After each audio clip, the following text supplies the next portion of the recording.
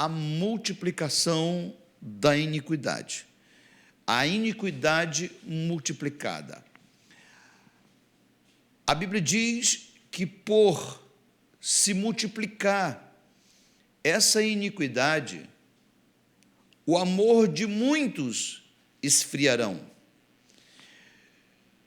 Se você notar esse texto que diz sobre o esfriamento da fé de muitos, o esfriamento da fé de muitos irmãos, de muitos líderes, de muitas pessoas, nós podemos observar que isso já é uma verdade, já é uma realidade.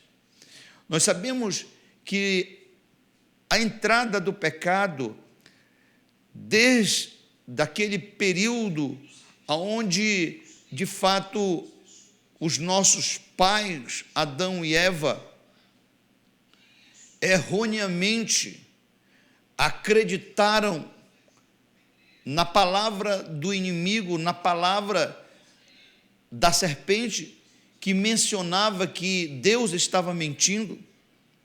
Nós sabemos que essa pós-queda, sim, a pós-queda, eles foram afastados do caminho ou do paraíso e vieram a fazer a sua própria rota e vieram a morar no outro lugar. A partir dali, nós sabemos que houve uma multiplicação de pessoas, ok? Eles passaram a procriar seus filhos, geraram outros filhos, e geração após geração foi sucedendo, até que aquela pequena semente do pecado lá do Éden, a semente da desobediência, chega aos tempos de Noé. Veja, o que aconteceu nos tempos de Noé? A iniquidade multiplicada, o pecado generalizado, o pecado espalhado na terra. E esse pecado espalhado na terra gerou gerações gerações promíscuas, gerações que se afastaram de Deus. E a Bíblia diz que o próprio Deus se comunicou com Noé, dizendo que havia se arrependido de ter feito o homem. Imagina, Deus se arrependeu de ter feito o homem. E Deus diz para Noé: faz uma arca para que tu entres com tua família e eu vou enviar os animais que precisam entrar nessa arca. Notamos, queridos, que Deus estava fazendo uma desaceleração, Deus estava puxando o freio de mão e desaquecendo essa prática do pecado, porque a iniquidade, o pecado se avolumou de uma forma tão terrível que Deus decidiu acabar com tudo. Você sabe que não termina aquela geração de Noé sem acontecer o dilúvio. O dilúvio toma conta de toda a terra, os mais altos montes são superados pelo volume de águas. Agora veja, aquela geração morre, só sobra Noé, seus filhos e sua esposa. Muito bem.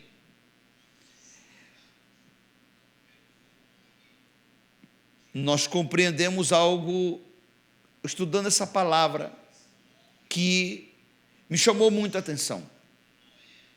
Porque o dilúvio não resolveu o problema. A lógica seria resolver o problema, mas não resolveu. E aí nós vemos Noé saindo da arca, ok? Até aí tudo bem. Noé planta uma vinha, né? Se embebeda, e aí eu não vou entrar no mérito do episódio, mas eu estou trazendo o episódio só para nós termos o pano de fundo daquilo que nós queremos ministrar, né? Que é justamente a multiplicação da maldade, a multiplicação do pecado e da iniquidade. Veja, quando Noé colhe os frutos de sua vinha, ele toma um porre e o seu filho Cã o vê nu. Ok. Ele avisa os mais novos, e quando Noé acorda do porre, ele amaldiçoa Cã. Note algo que é extremamente importante. Noé não só amaldiçoa Cã, seu filho. Noé amaldiçoa toda a geração de Cã. Os seus netos, os seus bisnetos, os seus tataranetos, e etc, etc. Então, a partir daquele instante, ok? As gerações começam a se multiplicar novamente, porque ali estava a semente, estava o macho e a fêmea. Eles procriaram, e aí a terra voltou a ser cheia de seres humanos. Mas nós precisamos notar, queridos, que a semente do pecado também foi multiplicada. Eu sei que você sabe disso.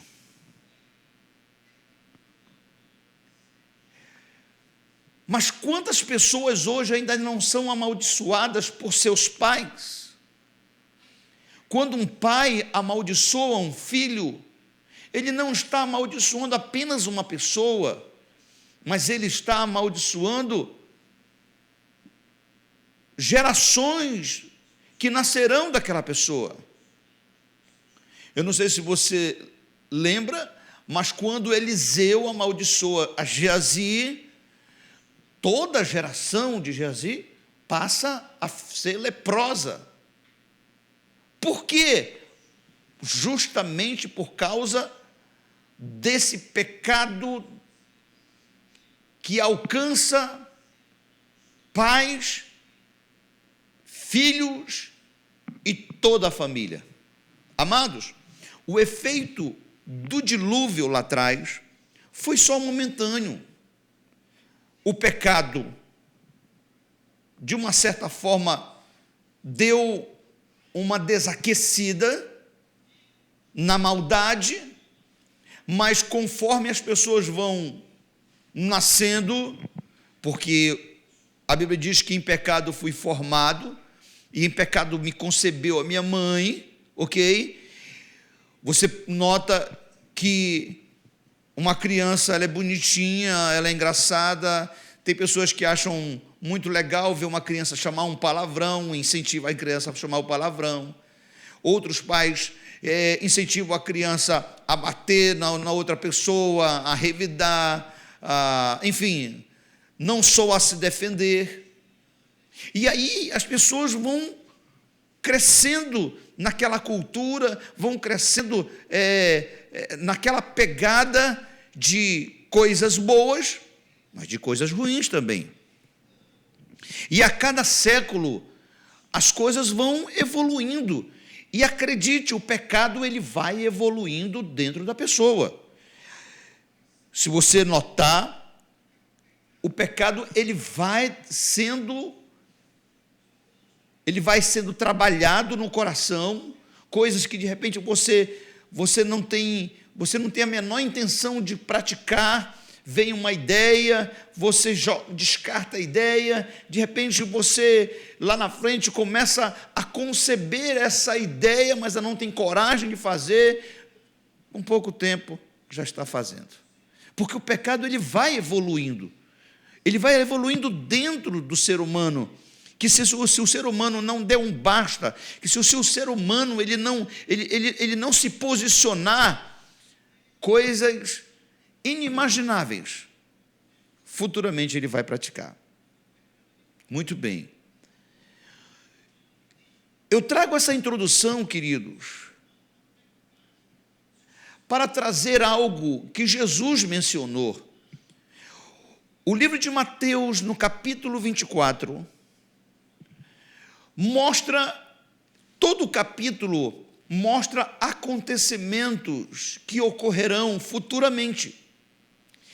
Esse capítulo 24, eu estava estudando e com muito cuidado, observei que ele fala de 2, 3, 4 tempos distintos, diferentes.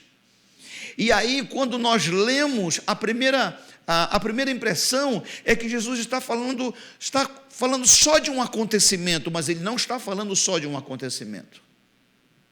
Ele está falando de algo que vai acontecer em fases.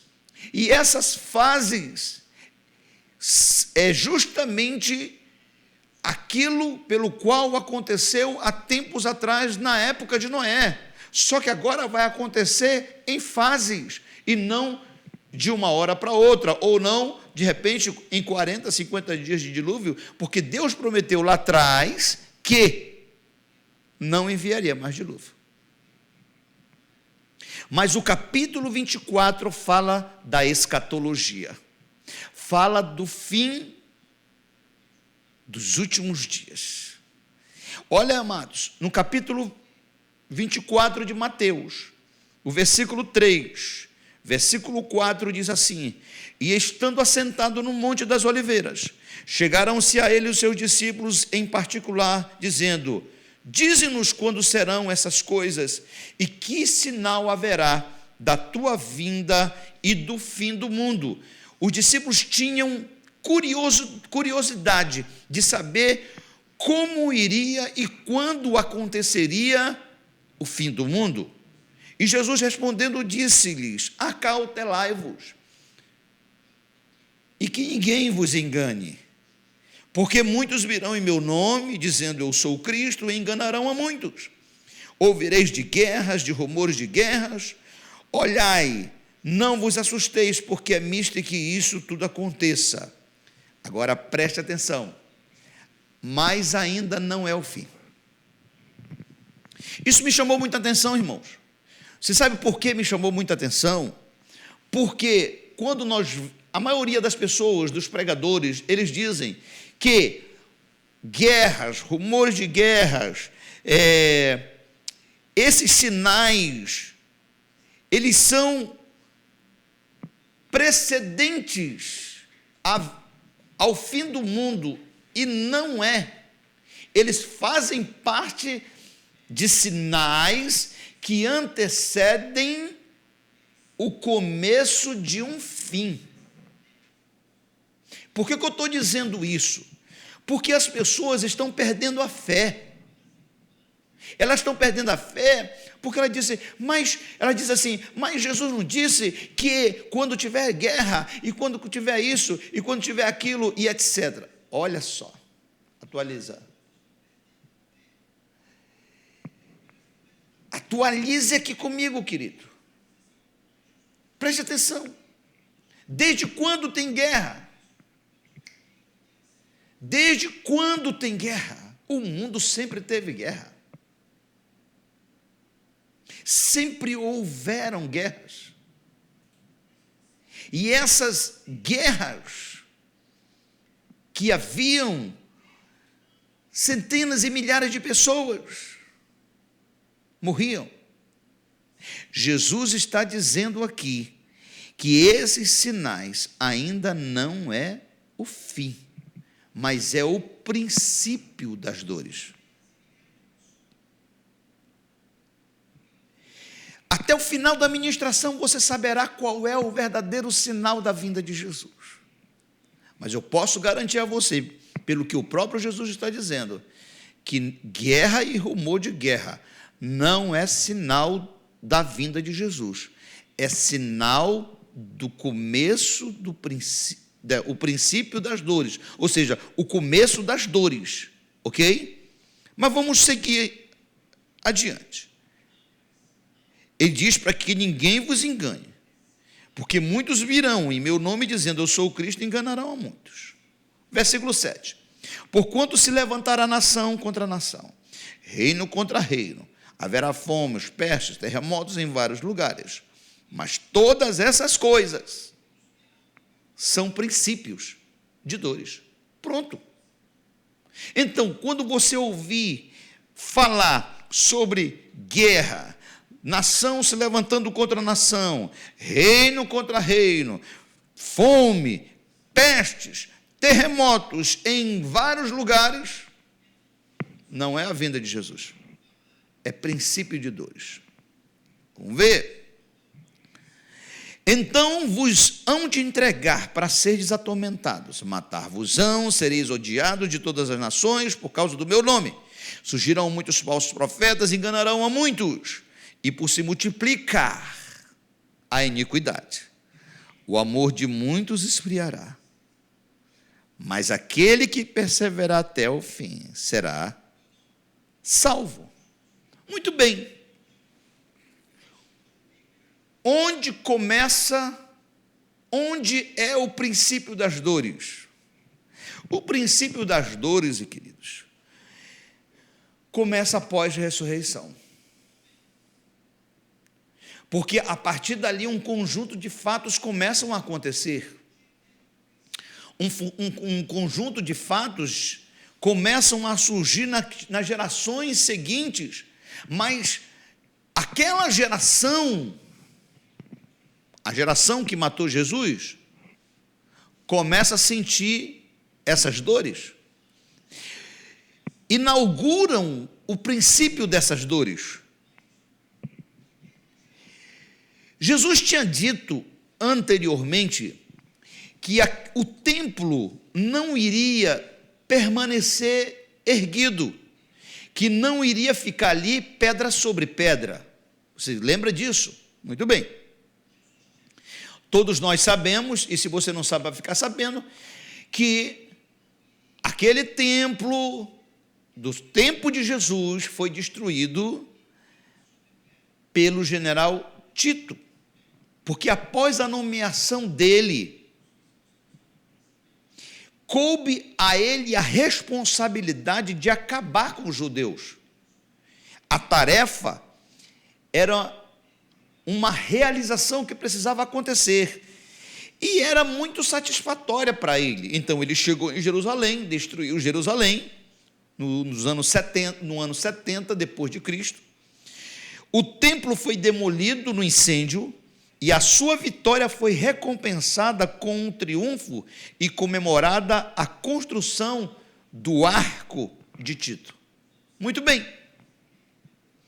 Começa ali as dores, porque Jerusalém é destruída e o templo foi também junto com Jerusalém, e acabaram, não ficou ali nada erguido.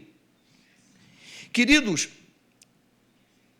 a partir daí começa uma saída do povo judeu. É um início. Eu não sei se você já estudou na escola, na matéria de história, uma palavra chamada diáspora. Diáspora foi a saída do povo judeu para outras nações. E a partir dali começa. É claro que a diáspora que nós estudamos, ela vai acontecer ali depois do 6º século, ok? Mas, antes disso, os judeus já começam a sair do seu país. O termo diáspora tem a ver com dispersão e refere-se do deslocamento, ou seja, eles não conseguiam ficar mais ali e eles vão para outras nações. Muito bem, queridos. Daí o texto de Mateus 24:16, embora esse texto ele fale da grande tribulação, para você ter uma ideia.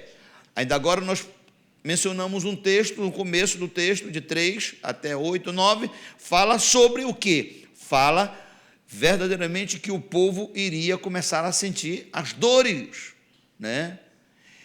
Mas esse texto ele fala o seguinte, a partir do versículo 16: então os que estiverem na Judeia fujam para os montes, o que estiver sobre o telhado não desça a tirar alguma coisa, e quem estiver no campo não volte atrás.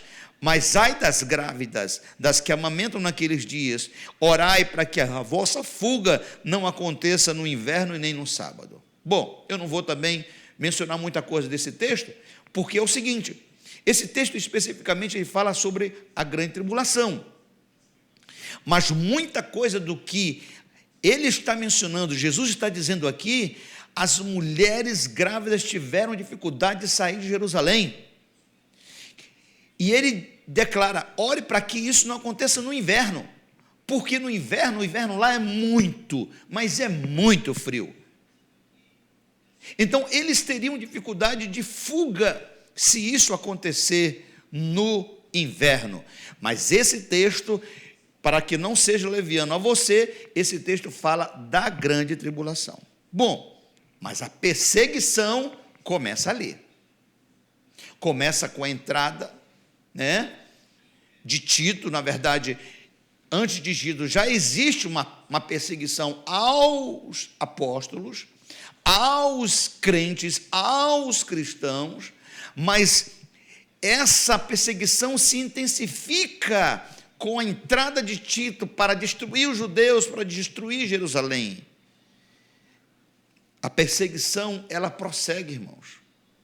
A perseguição, ela prossegue para os séculos vindouros. Nós vamos ver um outro nível de perseguição já aqui no século XX, na Segunda Grande Guerra Mundial, quando os nazistas perseguiram e mataram mais de 6 milhões de judeus, né? Uma perseguição ferrenha, uma perseguição terrível. E aí a gente se pergunta, mas onde está o sinal da volta de Jesus? O sinal da volta de Jesus ainda está no texto de Mateus 24. E é aqui que nós vamos dialogar com você. Porque o texto do versículo 37, 38 e 39 fala daquilo que eu já mencionei no começo da ministração, fala sobre Noé. O sinal da vinda de Jesus não está, volto a dizer, que é para você compreender a linha de pensamento. O sinal da volta de Jesus não está nos rumores de guerra, nos terremotos, não. Isso está anexado ao princípio das dores lá atrás. O sinal da vinda de Jesus está anexado ao que eu vou ler aqui para você. Versículo 37 de Mateus 24. Como foi nos dias de Noé, assim será também a vinda do Filho do Homem. Porquanto, assim como nos dias anteriores ao dilúvio, comiam, bebiam, casavam e davam-se em casamento, até ao dia em que Noé entrou na arca, e não perceberam até que veio o dilúvio e os levou a todos. Assim será também a vinda do Filho do Homem. Você compreendeu? Que nos dias que antecederam o dilúvio, comiam, bebiam, casavam e davam-se em casamento.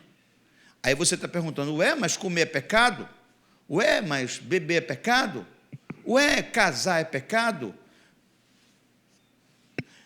Você vai compreender algo, queridos, porque é necessário que nós estudemos a Bíblia. Nós não podemos só ler a Bíblia, nós precisamos estudá-la. Quando eu estudo a palavra, muito esclarecimento vem na minha direção. As pessoas, elas estavam se perdendo no seu próprio conforto. E a expressão casavam e davam-se em casamento era: as pessoas casavam, deixavam as suas esposas e casavam com outras, contraíam outros relacionamentos. A família estava perdendo a sua identidade. E a expressão que aqui está sendo mencionada, ela precisa ser compreendida como que o casamento é algo divino, mas ele não pode ser banalizado. E as pessoas viviam nos seus conflitos dentro da família, e eles não chegavam a viver a vida toda com uma pessoa, eles se relacionavam de qualquer jeito. Veja, casavam-se e davam-se em casamento, ou seja, em nome desse amor livre, em nome dessa liberdade de ir em busca da sua, abro aspas, felicidade, não importa com quem fosse, o que importava é que eles sejam ou fossem felizes. Sabe, meu irmão,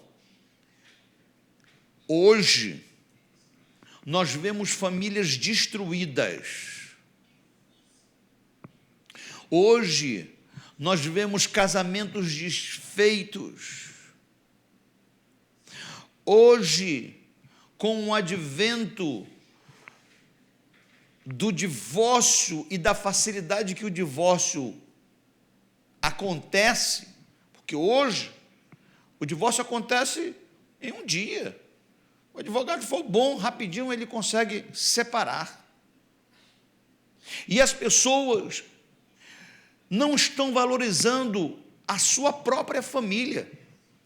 Note que quantos conflitos de pais com filhos, quantos conflitos de filhos com pais, quantos conflitos de marido com esposa, quantos de esposa com maridos, quantos divórcios, quantas incompatibilidades sentimentais nós vemos. Eu estou falando isso para você porque sou pastor e eu ouço pessoas e eu acompanho famílias, e eu quero dizer para você que Deus odeia o divórcio. Deus odeia a separação. O sinal da vinda de Jesus é a família, ou as famílias que estão se deteriorando. Os casamentos que não duram, os relacionamentos que estão sendo comprometidos. E eu falei ainda há pouco, no começo da ministração, sobre a evolução do pecado, sobre a evolução da corrupção. Meu amado, nós vivemos um tempo em que uma pessoa casa 1, 2, 10 e quantas vezes ela quiser. Esse é o sinal verdadeiro da volta de Jesus. Já estava acontecendo isso antes, na geração diluviana, já estava acontecendo isso. Só que, como só ficou Noé e sua família, a partir, veja, do momento em que Noé amaldiçoa Cã, ele amaldiçoou toda a geração daquele filho. E o pecado que já está ali no meio da família cria força. A Bíblia diz: o pecado que tão de perto nos rodeia. Você acha que você está vacinado contra pecado? Tá não. Pecado ronda, está ali perto, está perto do seu marido, está perto de você, está perto dos seus filhos, está perto de todos. E nós precisamos começar a observar nas entrelinhas de Jesus, porque não adianta eu só ler a Bíblia e não estudá-la. A Bíblia está dizendo que, por se multiplicar a iniquidade, o amor de muitos está esfriando. Está esfriando, irmãos, porque eu vou fazer um parênteses aqui para você que está me assistindo pela primeira vez. Hoje, não precisa ser só membro de igreja para se divorciar, não. Pastores estão se divorciando e já estão no primeiro, no segundo, no terceiro, e só Deus sabe quantos casamentos ele ainda vai ter até o final da vida dele. Líderes, pastores, servos, cristãos, a Bíblia é a mesma. Deus continua odiando o divórcio.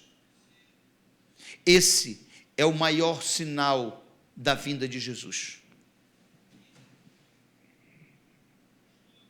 A Bíblia diz como vai administrar a igreja quando não consegue governar sua própria casa. Me responda, porque eu digo para você, eu não consigo responder a essa pergunta que a própria palavra nos faz. Se não tem cuidado dos seus, como vai cuidar dos outros? Ah, mas eu não sou líder, eu não sou dirigente, eu não sou pastor, eu não sou nada. É sim, você é responsável pela sua família. Porque o pecado, porque a transgressão, porque a iniquidade tem se multiplicado no século XX, no século XXI. Nós vivemos, queridos, essa devassidão. Você sabe que existe essa expressão devassidão, ela tem alguns sinônimos, e eu gosto muito de estudar, né, uma palavra e ver os sinônimos que ela agrega. Agora, olha só, devassidão, sinônimo, perversão, sinônimo, corrupção, depravação, libertinagem, prevaricação. Tudo isso significa devassidão. Como nos dias de Noé. Aqui nós temos no fundo aqui, eu vou sair um pouquinho aqui para o lado, nós temos no fundo aqui, queridos, 3 imagens. Nós temos a destruição do templo de Salomão, que está no meio. Nós temos a arca e um monte de pessoas mortas, ok?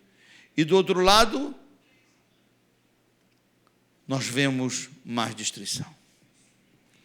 Eu pergunto de você, você vai querer uma foto da destruição da sua família? Você precisa de uma imagem, você precisa ver uma imagem, um filho seu, uma esposa sua, um esposo seu na sarjeta, num caixão, numa urna, é isso?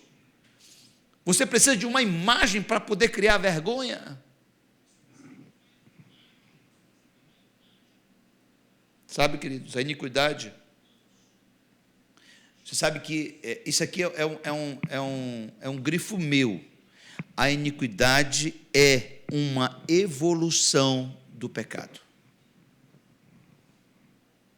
Iniquidade é caráter daquilo ou daquele que é contrário à moral e à religião.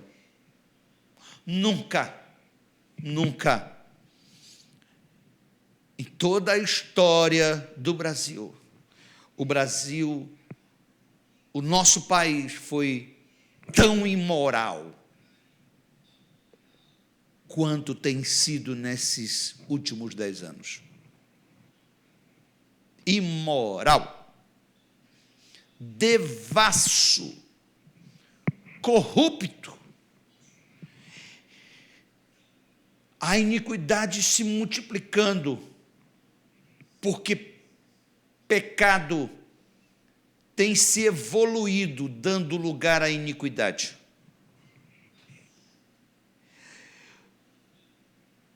Por quê? Nós devemos observar isso. Por que eu tenho que ter cuidado com isso? Nós devemos observar, irmãos, a evolução do pecado dentro de nós mesmos. Eu preciso observar a evolução do pecado dentro de mim. Você sabe por que eu digo isso? Por causa de algo que eu já mencionei. O pensamento que vem, nós não concebemos em praticar nunca. Até que água mole em pedra dura, tanto bate até que fura. Então, eu não posso, de repente, querer olhar a iniquidade ou o pecado do outro, não. Eu tenho que observar primeiro os meus.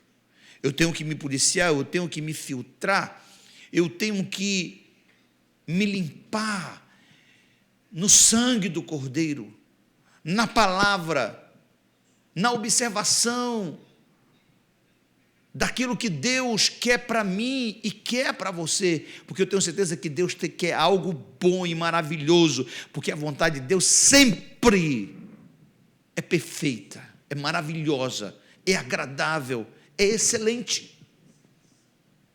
Então, eu devo observar isso, o que está acontecendo na minha volta, assim como o que está acontecendo dentro de mim. E quando eu falo de mim, eu estou falando de você. E quando eu estou falando de você, eu estou falando de mim. Porque é uma espada que corta para frente e que corta para trás. O versículo 42, ele diz assim: vigiai,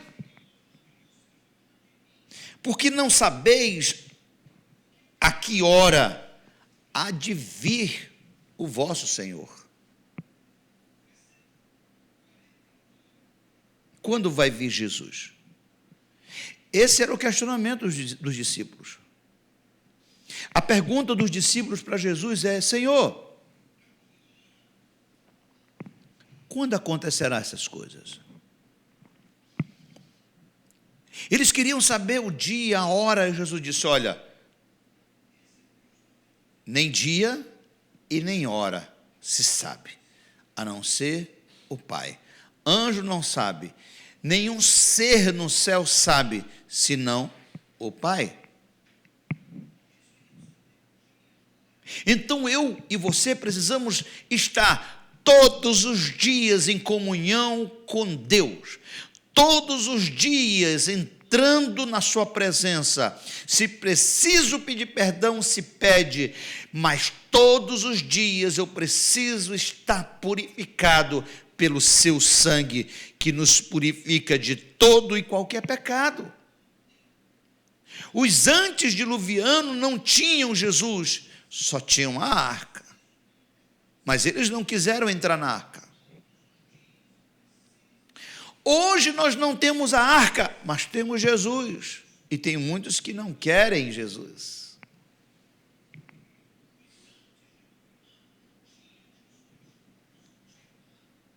Você quer Jesus? Uma coisa eu tenho certeza: você precisa de Jesus. Mas você quer Jesus? Uma coisa eu tenho certeza: que a porta da graça está aberta. Mas você quer entrar por essa porta? Jesus disse: aquele que entrar por mim sairá e achará alimento, achará vida, achará paz, achará salvação. Eu sou a porta. Quem entrar por mim, então está na hora de você entrar por ele. Está na hora de você se voltar para ele. Porque os diluvianos, a geração do dilúvio, não quiseram, debocharam, como os muitos debocham hoje dos pregadores, dos pastores. Está na hora, irmão, está na hora, querido.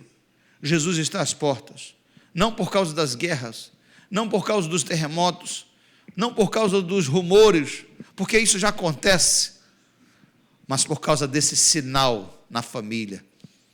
E a Bíblia diz que se o Senhor não abreviar aqueles dias, até os escolhidos serão enganados. Então, há uma pressa dos céus. Estou dizendo para você, há uma pressa dos céus. Há uma pressa para você, irmão. Há uma pressa para você, querido. Se render, se converter, se voltar, porque a Bíblia diz que aquele que se volta para Deus é perdoado. É grandioso para perdoar. Quem mais pode perdoar? Jesus, encerrando por aqui, Jesus foi questionado quando curou aquele paralítico que foi descido numa maca pelo telhado. Quando aquele paralítico chegou no chão, Jesus disse: teus pecados foram perdoados. E todo mundo ficaram lá dando gargalhadas, tirando um sarro de Jesus. E Jesus disse: por que vocês estão rindo aí? O que é mais fácil? Perdoar pecado ou curar? O que é mais fácil para você, ser curado ou ser salvo? Você que está enfermo, o que é mais fácil? Jesus disse: para que vocês saibam que esse que vos está falando com vocês tem poder de perdoar pecados, eu vou fazer o mais fácil. A ti te digo, paralítico, levanta, toma a tua cama e vai para a tua casa. Sabe? O paralítico se levantou, pegou a cama, foi embora agradecendo a Deus. E aqueles que estavam satirizando, debochando de Jesus, ficaram com a cara no chão. A Bíblia diz que haverá um dia que todos se prostrarão diante do Senhor, e toda a língua confessará que Jesus é Senhor, para a glória de Deus Pai. Então, ou agora, ou depois, você vai ter que se render ao Senhor. Se você se render agora, tem salvação. Se render depois, não vai ter jeito, mas vai se prostrar. Mesmo que você não acredite agora, vai ter que se prostrar depois. Então a palavra é: eu preciso conter esse pecado dentro de mim. Eu posso ser liberto nele. Eu posso ser curado nele. Eu posso ser restaurado nele. Só basta eu querer. Você quer? Então se volte hoje para o Senhor. Se arrependa mesmo. Volte atrás na sua decisão. Você que está querendo abandonar sua família, você que está querendo abandonar sua casa, você que está querendo abandonar seus filhos, você que quer abandonar sua esposa, seu marido, destrinche hoje esse pepino. Desfaça a mala hoje do coração. Se arrependa. Não tem sentimento, paixão que convença o coração de Deus. Ah, mas eu tenho o direito de ser feliz. Claro que tem. Vá ser feliz com a sua mulher. Vá ser feliz com o seu marido. Vá ser feliz com a sua família. Porque você vai quebrar a cara. Porque você vai ver que não existe marido perfeito, assim como não existe esposa perfeita. Só existem pessoas que aceitam conviver uma com a outra, respeitando os limites, mas também demonstrando suas qualidades. Todo mundo tem limite e todo mundo tem qualidade. Não existe marido perfeito e nem esposa completa. Todos têm seus defeitos, todos têm suas características pessoais e todos têm as suas qualidades. Então, desfaça as malas, tire essa ideia da mente, descarte hoje por completo, para que esse sinal não entre em você, o sinal da desgraça, o sinal da derrota, o sinal da morte, o sinal do teu sepultamento espiritual. Você pode não estar acreditando como os nossos pais lá atrás não acreditaram no que Deus falou para eles. Não toquem nessa fruta. Essa árvore não é para vocês. Não façam isso, porque no dia em que vocês comerem dela, certamente morrerão. No dia que você fizer essa bobagem que você quer fazer, certamente você vai quebrar a cara. Eles não acreditaram, você não vai acreditar? É melhor acreditar, porque a Bíblia é verdade. E ela nos ensina para o bem e não para o mal. Eu oro com você agora. E a minha oração com você hoje é para Deus te ajudar a tomar a decisão certa. E eu quero dizer que Ele já começou a te ajudar por essa palavra, para você não fazer bobagem. Não faça. Tome a decisão certa. E a decisão certa é estar com Jesus. Feche seus olhos. Pai, em nome de Jesus, eu quero apresentar este homem, esta mulher, que tem decisão importante para tomar, e que não está tendo coragem, meu Deus, de tomar a correta, porque está sendo influenciado por um exemplo de alguém, mas o Senhor é poderoso para desfazer este laço e trazer, meu Deus, aleluia, esta pessoa à sua própria realidade. Meu Deus, a iniquidade tem evoluído, o pecado tem evoluído, e as pessoas, meu Deus, não têm observado essa evolução. Mas hoje eu te peço, abre os olhos do moço, abre os olhos dessa mulher, abra os olhos deste homem, abra os olhos desse marido, dessa esposa, desse filho, para que todos possam realmente fazer o que é certo e agradar o teu coração. Pois eu te peço e eu te agradeço, no nome de Jesus. Amém. Eu quero lembrar, queridos, que no livro de Lucas mostra um filho abandonando sua casa. Então não é só o marido e nem é só a esposa que abandonam o seu lar.